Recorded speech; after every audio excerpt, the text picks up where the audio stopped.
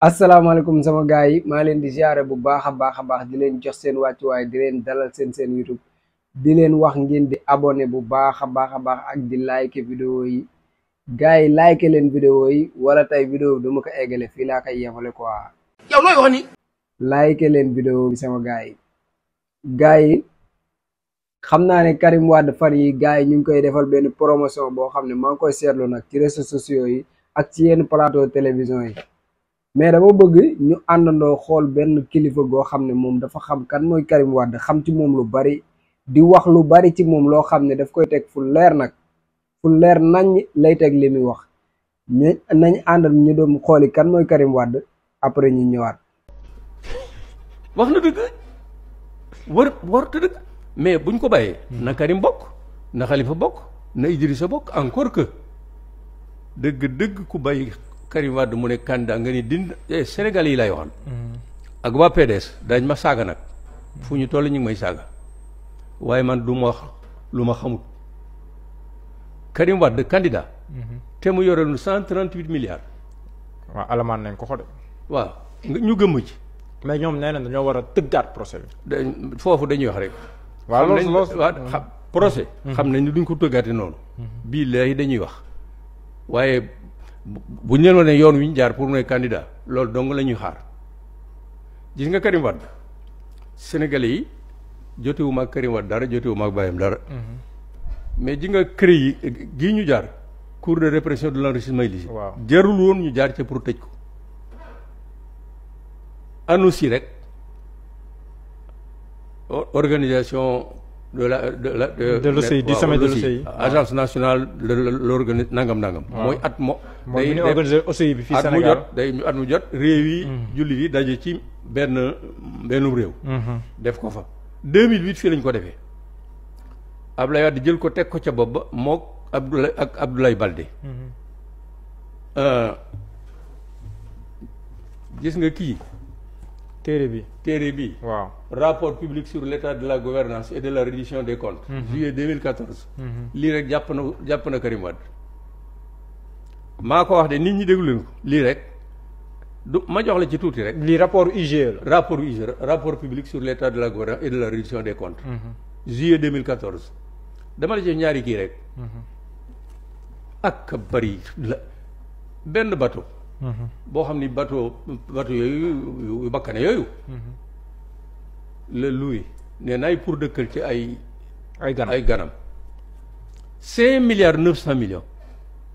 pour ñaata fan. juróom-benni fan. gis nga 1 milliard 2 milliards bu njëkk ba port autonome Dakar ko fay lu mu jotee ganu si ñu waroon a tabax 26 villa présidentielle ba génne budget ba kenn du gisul villa kenn gisul budget dafa mujj réquisitionné ay hôtel jël 5 milliards yoo xam ne Arabie Saoudite ñoo ko jox ne da koy rénover King Fahd Palace ba mu génnee ña fa nekk dañoo dar seen gi 5 milliards.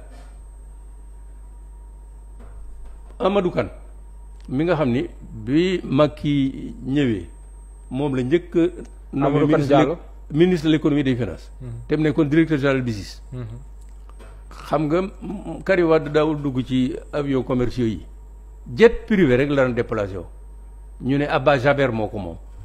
Amadou Kane nee na devant Mamadou Ibra Kane grand jury. nee na ba ñu ko saytoo voyage yi mu def ci fukki at ak benn coûté na trésor public 12 milliards 12 milliards. bi ñu ko defee ci bopp ANOCI ay bureau immeuble Tamaro la ko yóbbu immeuble bu bees tàq bu bees booba kenn ko occupé gu ko aménagement yi 750 millions 750 millions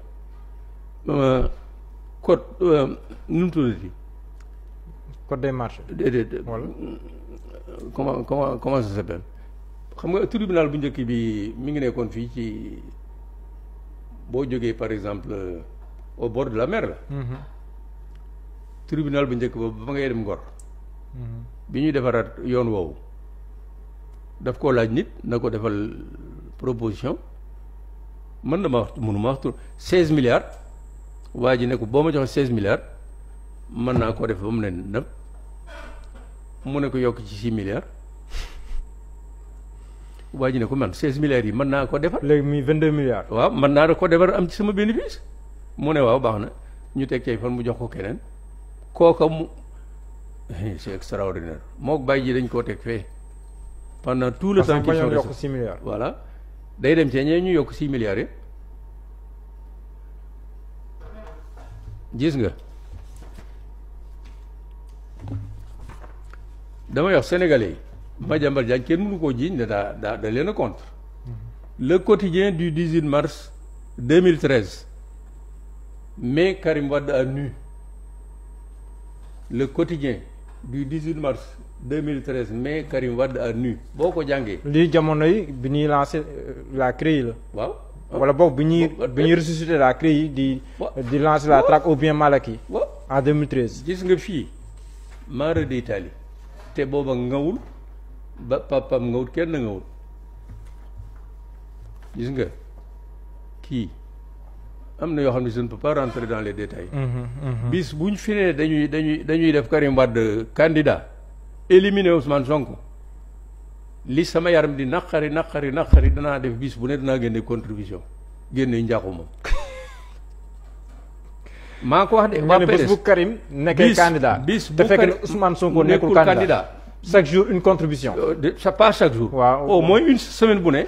danaa def contribution boo xam ne chaque semaine une contribution. li may jël lépp ci ay documents publics laa koy jëlee. sur la gestion de Karim Wade. sur la gestion de Karim Wade bi mu nekk ministre de l'énergie moo pendant ce temps Samuel Sarr nekk directeur général de comme non fii ji nga. waaw milliards yi ñu fi gis moom bëri na trop. way comment. waaw milliards yu bëri. kii bokkul mara d'Italie. mais est-ce que nekkul looloo tax ñoom ñu bëgg ñu réviser le procès pour que ñoom ñu mën a indi ay lay yu wóor yoo xam ne dama ne réviser bu ñu réviser procès bi génne lu garaaw yu feeñ après dama ni sénégalais lay wax bu fekkante ni Karim Wade def nañ ko candidat ak li mu def pendant 11 ans ñu fàtte na sunu 138 milliardaires nu ñu koy def ak boo ko méngalee pendant 15 ans moom ba muy saaxee sunuy milliards fukki at ak juróom Ousmane Sonko mi ngi dugal xaalis bu baree bari ci keesu nguur gi te man laalu mu ca benn fitin te kenn mënu ko weddi ñu bëgg ay nar ay fen ay kii ndaw su boni attention il faut que les gens fassent attention Idriss Seck bu nekkee candidat ñu ni Ousmane Sonko du nekk candidat. waaw parce que Idriss Seck fu mu toll nii moom kenn toppeewu ko dara. amul dara lu gàkkal xam nga ba la ñu laa topp dañ lay yàtte. waaw buñ laa teew duñ la topp. moom non-lieu la amoon. non-lieu. waaw ca dañ ko doon topp atteinte à la sûreté de l'État. non-lieu na leer de. léegi nag réew mi dafa am koo xam ne dafa sàccoon 138 milliards 138 milliards yoo xam ne xaalisu réew mi la ñun ñoo ko moom ñu ne daf koo sàcc bañ jàpp ko loxo ci poos jël ko yóbbu ci kaso bi ñu teg ci ay années yu néew léegi ki nga xam ne moom moo fi nekk président nee na kooku nga xam ne moo sàccoon suñu 138 milliards ki sàccoon suñu 138 milliards dafay raxasaat ay loxoom ba mu seet mu ñëw dugal ko ci langue gi pour ñu jox ko suñu réew moom mu jiite ko quoi. am keneen koo xam ne jiin nañ ko ne moom moo jël suñu 2 milliards xawma yu manqué astuut moom tamit ñu jàpp ko loxo ci poos jàpp tëj ci kaso bi ka ko jiiñoon sàcc gi jàpp ko tëj ci kaso bi moo ko génneewaat tey bëgg a raxasaat ay loxoom ba mu set dugalaat ko ci langue gi pour ñu jëlaat suñu réew ñun ñu jox ko. am waajoo xam ne moom ay nit lañ ko booleel ñu ko jiiñ naan ko yaama wax ak yaama def ñu xëy suba ñu ne kooku nga xam ne moom dañ na ko yaama tooñ daal yaama romb sa loxo bi laal ma wala nangam kooku moom du bokk ci élection yi mais ki nga xam ne moom moo sàcc suñuy milliards ba ñu ne ko yow yaa ko sàcc ñu jàpp ko tëj ci kaso bi ñu xëy suba nañu kooku moom moo war a ñëwaat suba ngeen war koo dénk seen réew pour mu jiite ko quoi. man xawma Macky Sall moo ñu yàpp xawma Karim Wade moo ñu yàpp xawma Khalifa Sall moo ñu yàpp quoi. en plus man su ma déggee koy wax ci waxu Karim man dama naan maanaam yow lan nga xamal Karim quoi lan nga ñu mën a wax ci Karim loo xam ne yow loola convaincre la ci moom lan yow bu ñu waxee bu ñuy wax bay wax ci Karim xam nga lan moo lay bàyyi si moom mooy papaam parce que dafa am ñoo xam ne ñoom ay Ablaye Wade lañ woon bi fi Ablaye Wade di nekk léegi nag Ablaye Wade jóge fi ñu bëgg a dem si Karim yéen lan ngeen di xalaatee quoi Ablaye Wade moom moo nekkoon président bi léegi jóge na fi doomam ñëw uutu ko ngeen bëgg a nem yéen ngeen da ngeen ànd ak doomam léegi yéen mental boobu noonu ñi nga xam ne ñoom ñoo continuer di naan dañuy voter Karim wala Karim la ñuy xaar ñooñu lan lañ xamal Karim yow koo xam ne déggul li nga dégg Karim déggul olof doo leen ko dégg mu wax olof Karim mosoo leen koo gis mu toog ci plateau wala muy def live di wax ay projet Karim mosoo leen koo gis muy wax ci jafe-jafe wu askan bi Karim mosoo leen koo gis mu wax lenn lu jëm ci Sénégalais yi léegi yéen kooku ngeen toog ne da ngeen koy xaar pour mu ñëw ngeen jox ko seen réew quoi ah ngeen xaar kooku mu ñëw ngeen jox ko seen réew mi yéen kooku loo leen ko xamal kooku 12 ans yi fi am Macky Sall toog di ñu bundu xataal ak di ñu néewal doole moom anamu fu mu nekkoon nee nañ dañ ko exilé waaw mais Facebook mu ngi fi na def ay live wax ak askan bi YouTube mu ngi fi Instagram mu ngi fi mais la moo tax mu toog jàpp njàmburam di jëntewul askan bi jéemul a xam sax fuy metti ah ngeen bëgg a jël ñu ne 2024 dañ koy xawma dañ koy amnistie xawma luñ koy def après mu ñëwaat yéen ngeen dugg si ay urne fekk fa ay photo ngeen jël ko dugal ko si urne bi quoi kooku lan moo leen war a convaincre si moom rek ba ngeen war koo voter quoi man loolu question boobu rek laa bëgg am réponse bi quoi yéen kii bàyyam moo leen convaincre leen ba ngeen voter ko mais kii du bàyyam nag bu bëggee ñu jox ko suñu réew na jaar fi bàyyam jaar bàyyam dafa ñëw jaayante opposé wu ñëw teg programme xeex ba jot ci réew mi mais moom mu tëdd Qatar 2024 mu ñëw waaye mais Sénégal tamit neex na quoi tëdd Qatar 12 ans élection ñëw ñu raxas ko ne ko ñëwul bokk mu ñëw ngeen dugg si ay urne di ko voter quoi man ñi def loolu laa bëgg xam ñeen genre tête lañ yor fan rek la ñooñu di xalaatee man loolu bëgg naa ko xam Karim Wade la ban genre convaincre la fi war a convaincre nit ba mu ne 2024 bu ñëwee man ñi nar a dugg si ay urne jël kayitam di ko voter man ñooñu laa toog di xalaat ba léegi xawma man mënu ma leen comprendre quoi te ñu ci bari dégg ñu langue français bi muy wax sax moom xamuñu lu muy wax bu toogoon di wax programme am sax duñ xam lu muy wax surtout koo xam ne toogul waxul lijjantiwul askan bi xamul luy metti jéemula sax naqarlu luy xew ci réew mi non man Sénégal du dem barki yàlla Sénégal du dem quoi. À cette jeunesse, je rappelle ce qui nous lie, parce que tout le monde sait qu'il y a un lien particulier entre nous et la jeunesse.